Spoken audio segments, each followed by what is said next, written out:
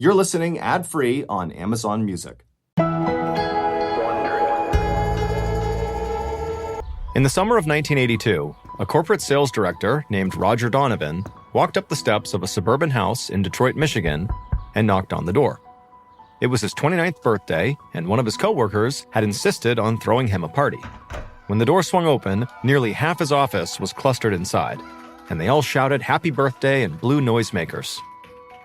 Roger had only been at the job for about a year, so he really appreciated the warm welcome, especially since lately he'd been feeling strange and kind of lousy. He'd developed a nasty wet cough, despite not being congested or sick. Some nights it got so bad he couldn't get to sleep, which left him feeling wrecked in the morning. He hoped it was just some weird seasonal allergy thing, and so he was just trying to tough it out. So, for now, this party was a pleasant distraction. Roger had some drinks and snacks and caught up with a few coworkers he rarely got a chance to chat with. But towards the end, he found himself in the back patio near a group of people who were smoking.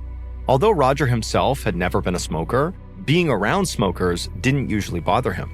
But tonight, the smoke triggered his cough, and once it started, Roger couldn't stop. It got so intense that he felt embarrassed and decided to leave. But on the drive home, the cough stirred up this churning in his stomach. He could feel liquids sloshing around inside of him, and it made him feel queasy. Roger thought back to what he had eaten at the party, but there was nothing out of the ordinary, except for maybe a slice of birthday cake, which he didn't eat very often. And so he couldn't figure out why he was having so much gastric distress. Back at his house, where Roger lived alone, he turned on the TV and laid on the couch. He hoped being sedentary would help calm his stomach down. But only minutes after laying down, Roger began coughing heavily again and then felt a surge of nausea that immediately forced him to sit up straight. And as he was sitting there, he began sipping some water, and eventually he sort of calmed down and caught his breath, but he still felt rattled by what his body was doing. Crawling into his bed later that night, Roger wondered if maybe he had developed some new allergy to something, or if the coughing indicated a respiratory problem, like bronchitis. Either way, it worried him, because it was new, and because he had no idea what could be causing it. Clutching a pillow to his still churning stomach, he realized it was probably time to see a doctor. A few days later, Roger sat on the examination table in the office of a local pulmonologist, which is a doctor who specializes in the respiratory system. The doctor held a stethoscope to Roger's chest and asked him to take in a few deep breaths. After a minute of doing this, the doctor nodded, removed the stethoscope from his ears, and told Roger that his breathing sounded like he had asthma. Roger was surprised because he'd always lived a very active life and never had any breathing issues before. The doctor shrugged and explained that asthma can start at any age and can range from very mild to severe. He thought Roger most likely had what's called late-onset asthma, which is actually very common in adults. He prescribed Roger an inhaler and told him that using it frequently would make a big difference in his cough and breathing. He also advised Roger to see a gastroenterologist for any of his digestion issues.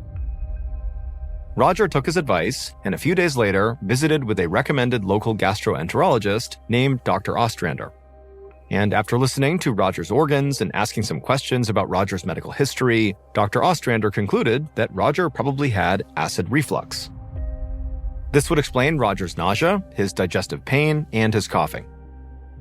At first, Roger was skeptical of this diagnosis. He had never had digestion issues before, and he found it especially odd that it would set in at the same time as his late-onset asthma. Why would all of this just start now, out of the blue? Dr. Ostrander wasn't a lung specialist, so he wasn't really sure about if and how the asthma played a role in the acid reflux. But he said it's not usually connected to something like acid reflux. He explained that for most people, acid reflux is not something a person has their whole life. It comes and goes, depending on a variety of factors. Sometimes it's triggered by eating unusually rich foods, or lying down too soon after a big meal, or stress, or smoking cigarettes, or even certain medications can cause it. Dr. Ostrander explained that when food travels down the esophagus to the stomach, sometimes the sphincter muscle at the bottom of the esophagus relaxes at the wrong time, or it relaxes too much. That allows stomach acid to flow back up into the esophagus, which can cause heartburn, nausea, or stomach pain. And if the stomach acid sloshes high enough, it spills into the lungs, and that can block the airway. and so the doctor speculated that this could be the source of Roger's cough. Dr. Ostrander prescribed Roger some medication to help reduce his stomach acid production. But otherwise, he told Roger not to worry too much and just be aware of his diet in case there might be a particular food triggering all of his symptoms. A few months later, on a rainy autumn evening, Roger sat inside on his couch, feeling defeated. He had been using his inhaler diligently for months, but he hadn't noticed a difference. His cough was the same. And the meds had done nothing for his acid reflux. Even on nights when Roger went out of his way to eat an extra bland, simple dinner to avoid irritating his stomach, he'd still feel a surge of nausea as soon as he laid down. The Michigan weather didn't help either. Once summer ended and the temperature started to plummet, the chill of the air would sting Roger's lungs, particularly on early mornings before work. By the time full-on winter hit, Roger knew he'd basically have to stay indoors because outside, he'd struggle to breathe. Being cooped up inside so much only darkened Roger's already dark mood. But he hoped that eventually, somehow, his body would acclimate to whatever was going on, and he'd come out on the other side. In the meantime, he took another puff on his inhaler and laid back down on the couch. About 10 years later, Roger walked alone down a dark and silent suburban street late at night. The only sound was his footsteps echoing on the concrete and the occasional huff of his inhaler. Walks like these had become routine for Roger. Over the past decade, his cough and digestion problems had steadily worsened. Roger relocated to Augusta, Georgia for a new job last year, but that hadn't helped. It was a welcome change from breathing the frigid air of Midwestern winters, but even in the warmer southern climate, he often woke up with liquid in his lungs, causing him to cough until he vomited. These fits left him feeling delirious and nauseous, so he began taking late-night walks around the neighborhood just to settle his stomach. As Roger slowly shuffled along the empty streets, he felt depressed and disoriented. He'd recently turned 40, which he worried might be a health tipping point. What if his stomach issues and coughing only got worse with age? Roger took another puff on his inhaler and sighed. He didn't understand why all the doctors he had visited over the years had accomplished so little. At this point, Roger had been taking acid reflux medication and using his inhaler for a decade straight, yet his symptoms really had not improved in the slightest. And the lack of sleep as a result of these symptoms that were just not being curbed was really taking a toll on him and beginning to affect his performance at work. As Roger looped back towards home, letting his thoughts wander, he suddenly noticed an odd sensation in his chest, an unfamiliar pressure he'd never felt before. He stopped under a streetlight and ran a finger over his chest, trying to sense where this pressure was located. Roger took a slow, deep breath and abruptly stopped. There it was again. The moment air filled his lungs, he could sense it. There was this soft pressure at the base of his lungs. It was almost like there was an invisible hand inside of his abdomen, literally holding his lungs up. Roger shook his head, totally confused. I mean, who could actually feel their lungs? That's not a sensation you get. And so now, in addition to all these terrible symptoms he had had for years, Roger wondered if he was also starting to lose his mind.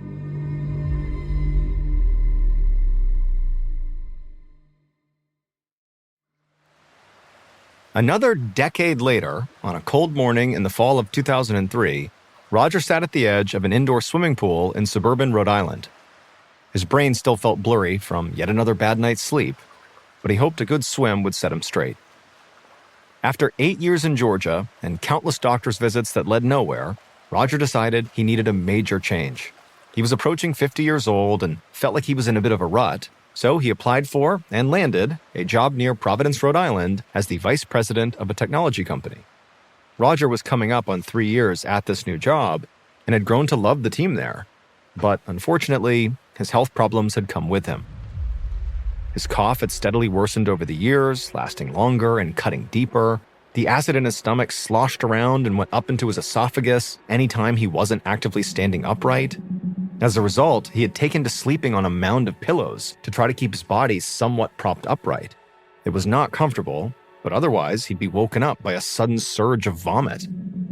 In an effort to strengthen his breathing, Roger had found a local health club with an indoor pool and started swimming most mornings before work. It was the only activity Roger had discovered where his body could be horizontal and not trigger his symptoms. He didn't understand why, but he embraced it. Swimming had become, by far, the best part of his day. Once he was ready, Roger took a deep breath, dove into the water, and swam all the way to the other side. After a couple of warm-up laps, he tried testing how far he could swim while holding his breath underwater, surprising himself by making it 2 whole lengths of the pool. As he climbed out and toweled off, Roger felt energized. He also felt confident that whatever his health issues were, he did not have asthma. There is no way he'd be able to hold his breath so long and swim so vigorously if he did. It would also explain why the inhaler had never made a difference in 20 years. Roger was tempted to just throw the inhaler away. A couple weeks later, Roger hosted a barbecue party and suffered the worst flare-up of symptoms he'd ever had in over 20 years. While he was grilling burgers for his coworkers, Roger at some point had casually bent over to plug something in, and a torrent of half-digested food surged out of his mouth. There was so much stomach acid leaving his body that Roger fell to his knees, unable to breathe, and feeling this terrible burning sensation all along his esophagus. The experience was a wake-up call. Roger had to face the truth. His condition was not something he could just keep ignoring.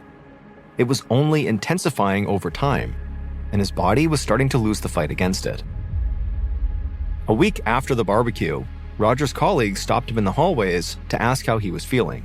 By now, word had spread. Everyone knew something was seriously wrong with Roger's health. But as much as he tried to act like it was no big deal, privately, Roger was starting to panic. He knew his life could not go on like this forever. He had been battered by the same digestive and respiratory symptoms for decades, and clearly they were not going anywhere. The thought of fighting this battle for decades more to come felt unbearable. But Roger did bear it without relief for 20 more years. And he did that by distracting himself, by focusing on his career. After leaving Rhode Island in 2008, Roger had hopped around to a few different places before finally landing the biggest opportunity of his life in 2014. He was named the Chief Marketing Officer for a fabric manufacturer in Cleveland. On a spring morning in 2023, Roger strolled through the company's massive industrial warehouse to inspect a new delivery of fabrics all neatly stacked on pallets. Although he'd recently turned 70, Roger had no intentions of retiring anytime soon. However, the harsh chemicals used to clean the knitting machinery wreaked havoc on his lungs. Even before COVID hit, Roger had taken to wearing a mask in the warehouse to avoid exposing others to his coughing. Even so, his coughing fits only continued to get worse. Many days, Roger would be forced to make an excuse in order to hurry to his office, lock the door, and hack until he vomited into a trash can. Then he would wait until the entire office emptied out to dispose of the vomit in a toilet. And the nights after work were very lonely, because his condition made it impossible to socialize. Roger's digestive system was too fragile. He dreaded going to bed, knowing that his cough would inevitably wake him in a fit. The lack of sleep continued to add up, and he was older now and really felt his age, and so it wasn't as easy to bounce back in the mornings. Then came the breaking point. Later that week, in the middle of the night, Roger woke with his usual cough and stumbled to the refrigerator to fill a glass of cold water. But he couldn't make it. A sharp pang in his chest made his knees wobble, and he slumped onto the couch. Roger tried to take slow, deep breaths, but his lungs felt shrunken.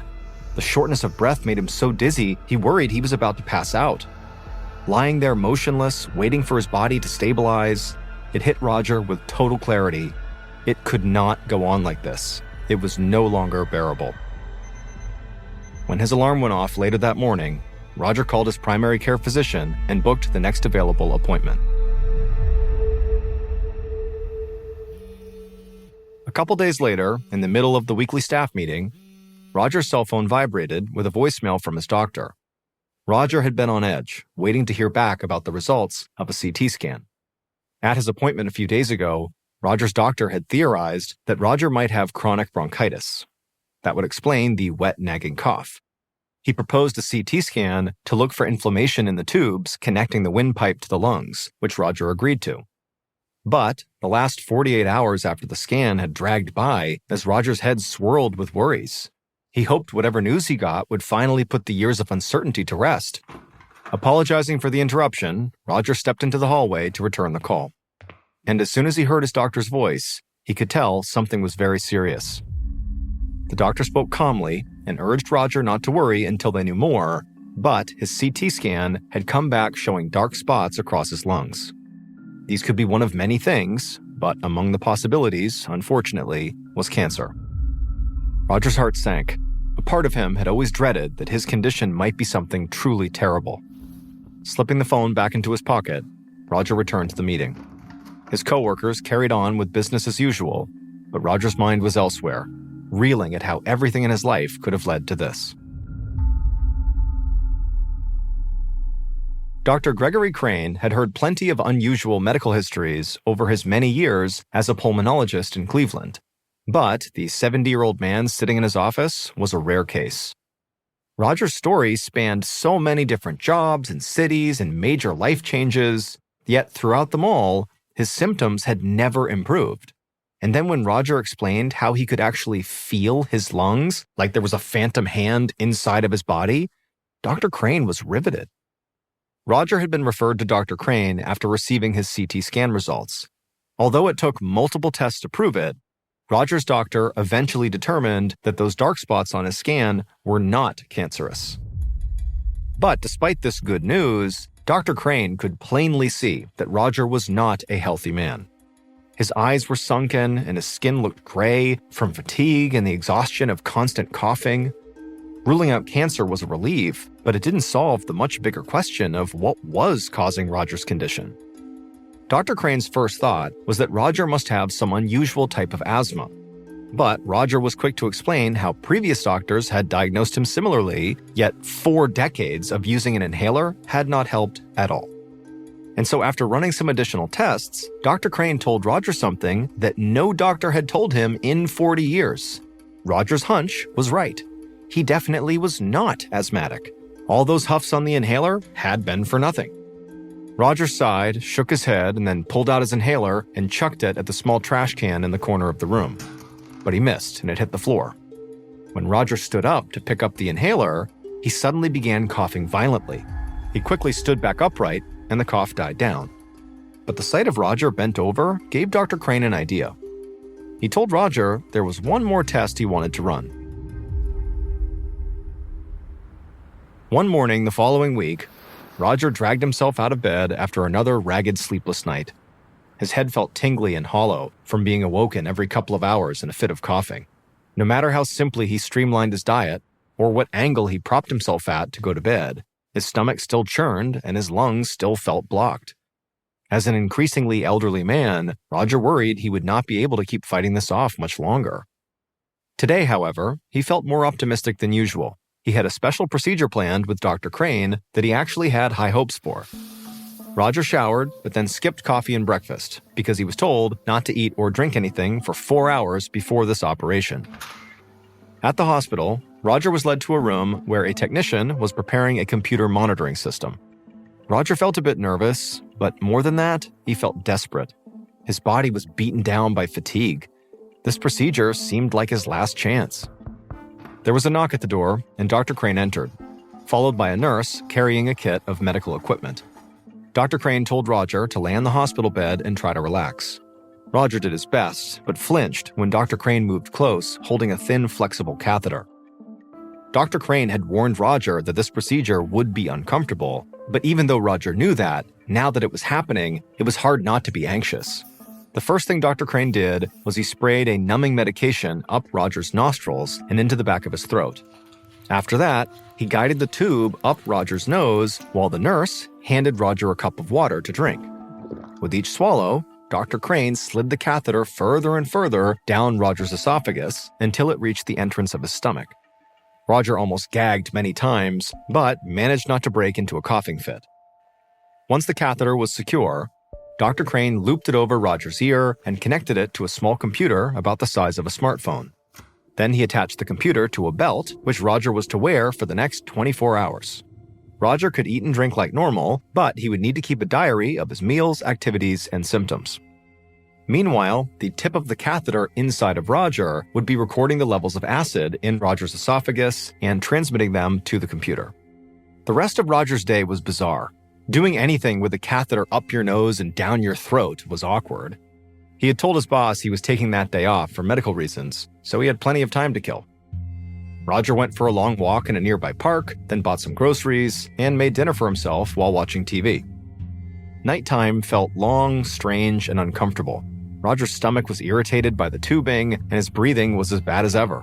Lying in bed, staring up at the ceiling with a bulky belt around his waist strapped to a computer, Roger felt a little ridiculous. But he had run out of options in his life. And so at this point, even the smallest sliver of a chance that this procedure could help him was worth taking. And the next day, he found out it was definitely worth the risk.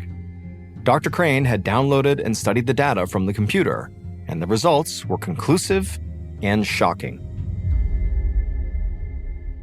The test that Dr. Crane had administered was called a 24-hour pH impedance test. By tracking the fluctuations in acid levels in Roger's esophagus across an entire day and night, he discovered something that no other doctor in 40 years ever had. Roger's esophagus was defective. He was missing a sphincter at the bottom of it. That meant there was no barrier between his esophagus and stomach like most people have. So there was nothing to stop the contents of his stomach from coming back up if his body was positioned at the wrong angle.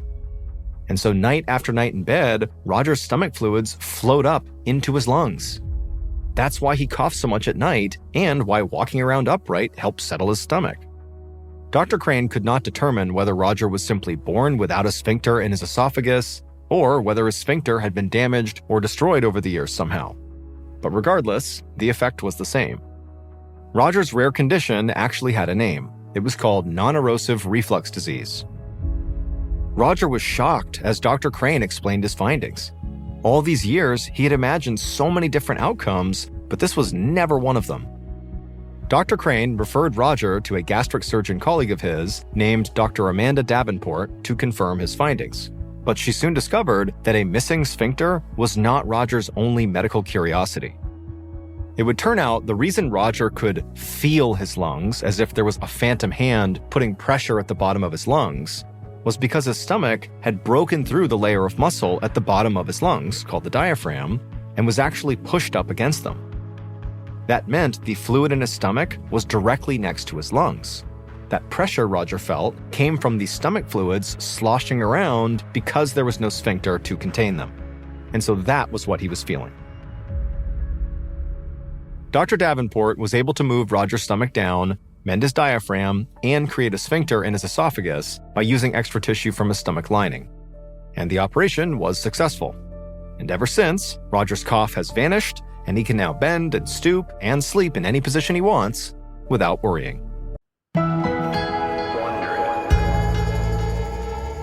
Before we get started, I want to give a special shout out to Billy Jensen, who is a fantastic true crime investigative journalist who wrote the article for the LA magazine called The Secret Life of Johnny Lewis. That article was used extensively in the making of today's video. So thank you, Billy.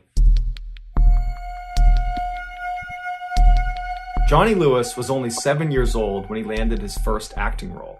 Granted, it was only a bit part in an obscure escalator safety video, but it was a start. From there, Johnny appeared in dozens of commercials, including with Pizza Hut, before someone recognized this kid has real talent, and he earned appearances on the hit TV shows Seventh Heaven, Malcolm in the Middle, and Drake and Josh, which were really big in the late 90s and early 2000s. In 2001, when Johnny was 18 years old, he had made enough money from acting that he was able to leave his parents' home in North Los Angeles and move into a new home right in Hollywood with a bunch of other up-and-coming actors and actresses. By 2006, when Johnny was 23 years old, he was riding high. He had landed several more big TV roles, like a recurring role in the show The OC, which was very popular in the 2000s, and in 2006, he was dating the mega pop star Katy Perry.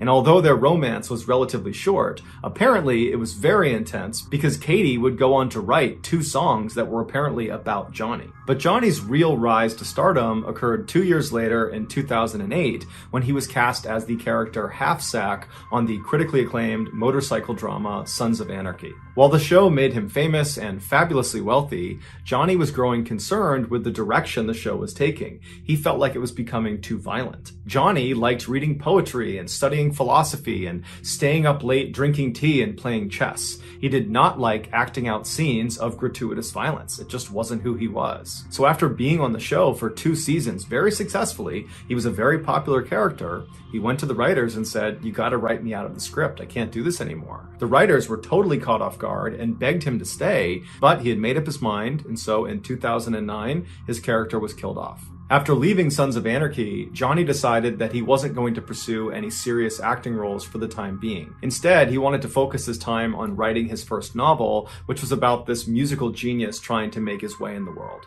And so he started asking around to see if anybody he knew of a quiet place he could live and write out of. And his photographer said, "I think I know the place." It was called the Writer's Villa, and it was this beautiful house with 6 bedrooms for rent right outside of Hollywood. Over the years, it had become a sort of safe haven for up-and-coming actors and actresses still looking to land their big break. The reason it developed this reputation was because of the owner, Kathy Davis. She was this wonderful woman who really understood how difficult trying to break into Hollywood was for all these people that stayed at her house. And so she would look after them and make them food and offer them rides, and she would stay up late and listen to their frustrations and be a shoulder to cry on if they didn't get the part they wanted. Many of her tenants, who went on to be big Hollywood stars, would later attribute their success, at least in part, to the time they spent with Kathy at the villa, which they remembered as being therapeutic and soothing. Even though Johnny had already had his big break in the Sons of Anarchy, he loved the idea of living in such a peaceful place that seemed to cater to eccentric artists like himself. So in April of 2009, Johnny called Kathy and requested a room, and she said, "Absolutely, you can stay on the second floor in the red suite." After moving in, Johnny would tell his friends that the writer's villa was just as amazing as he thought it was going to be. And Kathy specifically was just as wonderful as everyone said she was. He actually struck up a friendship with her almost immediately. Everything seemed to be going really well for Johnny in his life until a few months later, he found out his girlfriend, Diane, was pregnant. Although this totally screwed up his plans for his novel, Johnny was really excited about being a father, and so he decided to move out of the villa and in with Diane, who lived nearby, to help take care of their child. 9 months later, on April 6th, 2010, Diane gave birth to a healthy little girl named Culla May, and Johnny and Diane fell madly in love with her. But unfortunately, Johnny and Diane's love for each other faded quickly after becoming parents, and before long, Johnny had moved out and back in with his parents. Not long after that, Johnny and Diane became embroiled in this really vicious, long custody battle over Culla May, which ultimately Johnny lost, which was devastating for him. A few months later, in October of 2011, when Johnny was still living with his parents, he decided to take his motorcycle out and just go ride around and clear his head. And so he drove for about 2 hours to the west of LA out into the desert, where he lost control of his bike and he crashed. After getting to the hospital, his injuries were determined to be relatively minor, except they were concerned he might have a head injury. However, after testing negative for a concussion, he was said to be okay by doctors and he was sent home. But when he got home from the hospital, he was not okay. He was a totally different person. Johnny's father, Michael, immediately noticed the change in his son's behavior. He just started acting really weird and erratic, and his thoughts weren't always coherent, and he was really agitated all the time. It was just very obvious that something was off. And it made Michael wonder, perhaps my son did get a head injury from that motorcycle accident, and the doctors just missed it. And so Michael scheduled 2 separate MRIs for Johnny to go to, but for whatever reason, Johnny refused to go. Around this time, Johnny's friends began to notice his strange behavior when in December of that year, he was at an acting class and he began speaking in a vaguely British accent. And everybody in the class noticed it, and eventually someone said, "Hey, why are you doing that?" And Johnny was like, "What?" and just kind of shrugged it off and acted like he wasn't doing that. A few weeks later, on the morning of January 3rd, 2012, Johnny was at his parents' house and he was sitting in the kitchen while his mom was making omelets, and Johnny just kind of abruptly says, "I'm going to go out for a walk." So he gets up, he's only got his pajamas on, no shoes on. He walks out the door, and as he's walking down the road, he gets maybe 10 or 15 feet away from his parents' house when he hears someone screaming, like they're screaming in distress. And he thinks it's coming from the apartment that was right next to his parents' house. And so he breaks into the apartment, but there's no one in the apartment. It's totally vacant. And so as he's in this apartment, wondering what's going on, the two men that owned the apartment, they came home and they see Johnny standing there, and they told him he had to leave immediately.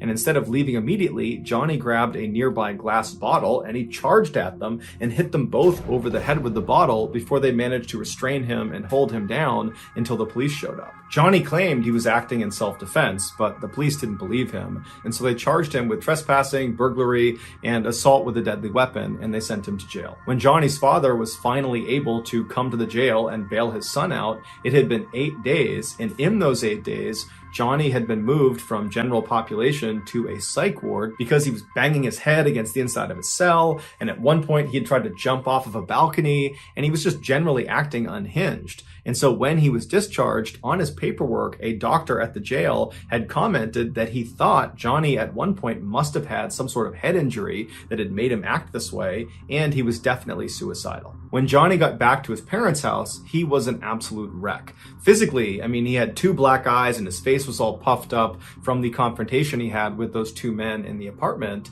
And emotionally, he was so distraught that he wouldn't let anyone in his family come near him.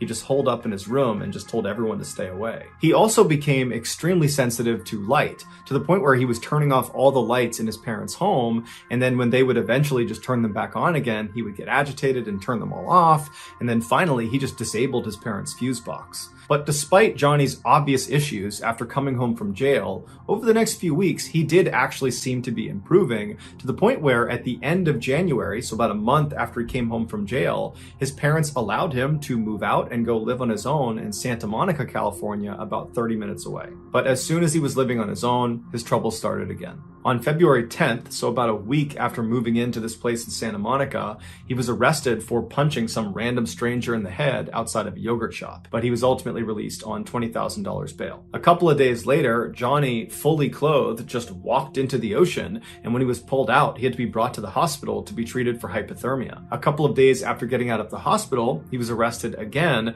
this time for trying to break into a woman's apartment in Santa Monica. He claimed he thought it was his friend's apartment, but nobody believed him, so he was brought to jail and then released on bail again. After this second arrest in Santa Monica, Johnny's parents finally convinced him to go see a doctor about this potential head injury they thought he got from that 2011 motorcycle crash. Even though that jailhouse doc had suggested Johnny had a head injury, he had not officially diagnosed him. So Johnny needed another doctor to officially diagnose his head injury so they could begin to treat it. But the doctor Johnny wound up seeing did not suspect a head injury. Instead, he suspected schizophrenia or bipolar, which are 2 very serious mental disorders. And so he prescribed some medication to Johnny that would treat both of those disorders, and Johnny was on his way. Johnny refused to take the medication and refused to go see another doctor, and so his condition just continued to get worse. Johnny was still facing serious jail time for the break-in and assault against those 2 men in the apartment next to his parents' home, and so Johnny's lawyer was trying to get a deal done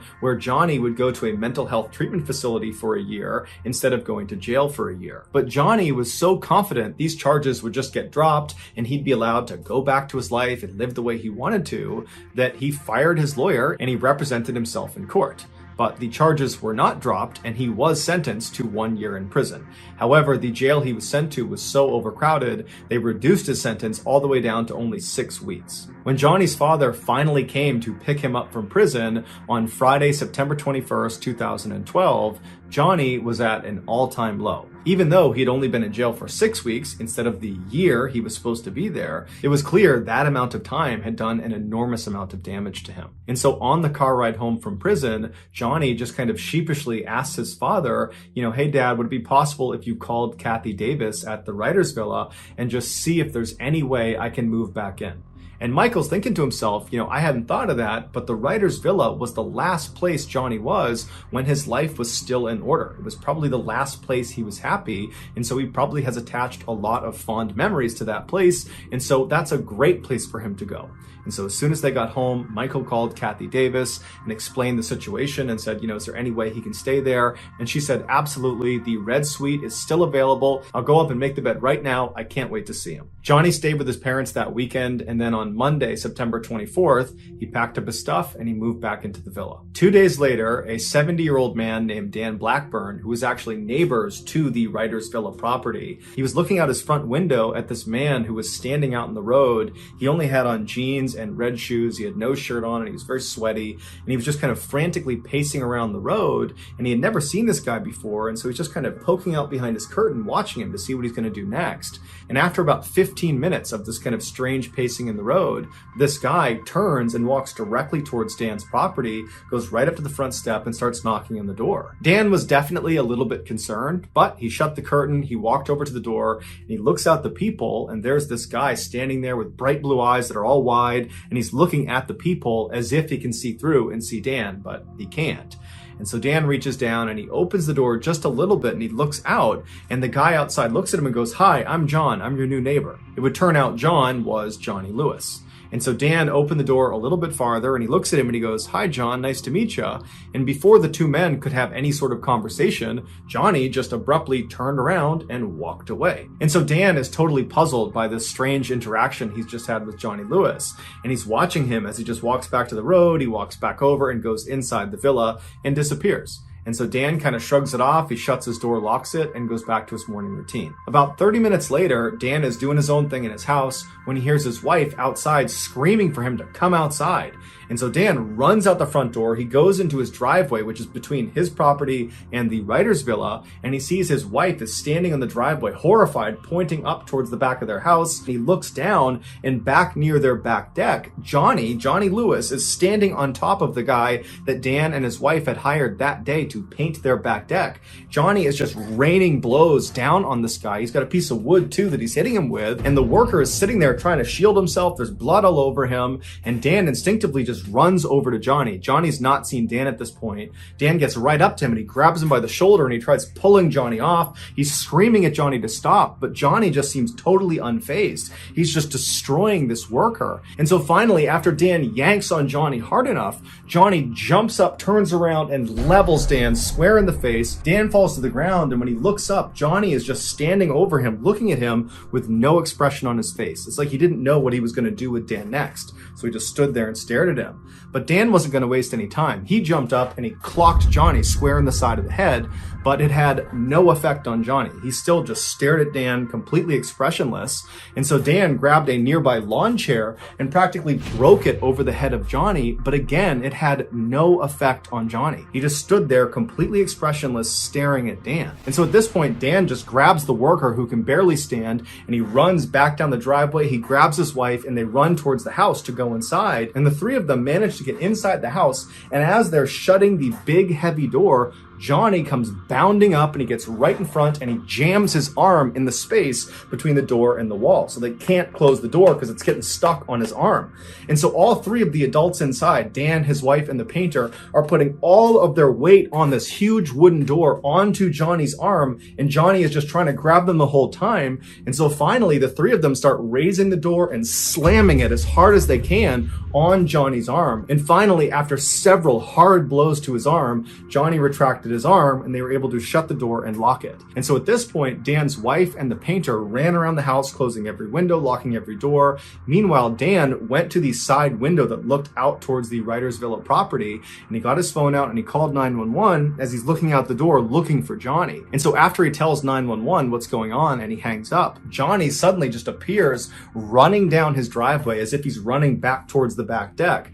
But he stops almost right in front of Dan's window. He turns and he starts running towards the villa property. He jumps over a fence that's at least waist height, just jumps clear over it. And then he gets to this huge wooden fence that surrounded the entire villa property that was at least, 8, 9, 10 feet. And he very easily just jumps, grabs the top, and catapults himself right over the top and then disappeared inside of the villa. Within minutes, the police showed up and they went inside the villa and they could not believe what they found. Based on the evidence, this is what investigators believe happened. After Johnny, for the first time, walked up to Dan's property and awkwardly knocked on the door and said, "Hi, I'm John, I'm your new neighbor." After that, he turned around and Dan watched him as he left his property and made his way back and went inside the villa. Once Johnny got inside the villa, he made his way up to the second floor and he went into Kathy Davis's room where she was sitting. Now, Kathy most likely turned and saw Johnny standing in the doorway. He's got no shirt on, he's sweating, he looks totally crazed. She probably was not scared. Instead, her motherly instincts kicked in and she probably said, "Hey, are you okay? Can I help you? What's going on?" And as she probably stood up and made her way over to make sure he was okay, Johnny, for reasons no one understands, proceeded to beat and kick and strangle her. And then when she fell to the ground and was totally helpless, Johnny proceeded to either stomp on her skull repeatedly, or he hit her over the head repeatedly with a rusty hammer that was later found in his bedroom. But no matter how Johnny did it, he managed to severely fracture her skull, and that's what ultimately killed her. After killing Kathy, Johnny tracked down her beloved cat and killed the cat the same way. Afterwards, Johnny ran out of the villa, and that's when he spotted Dan's house painter just sitting outside, and he walked over to him and just began beating him.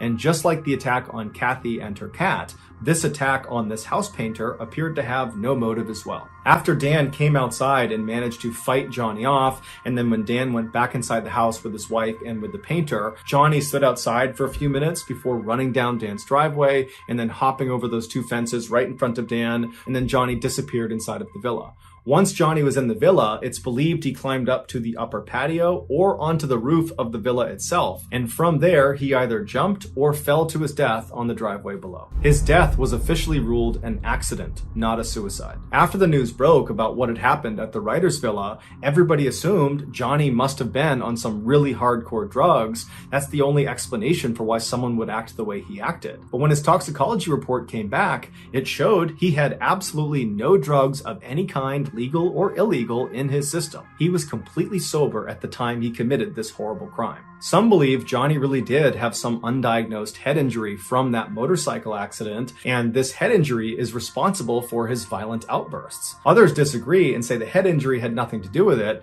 Johnny clearly had some undiagnosed mental disorder. Maybe it was schizophrenia, maybe he was bipolar, maybe it was something else, but it was this mental disorder that led to these violent outbursts. But to this day, no one knows for sure why Johnny did what he did. All we know is an innocent woman and her cat were needlessly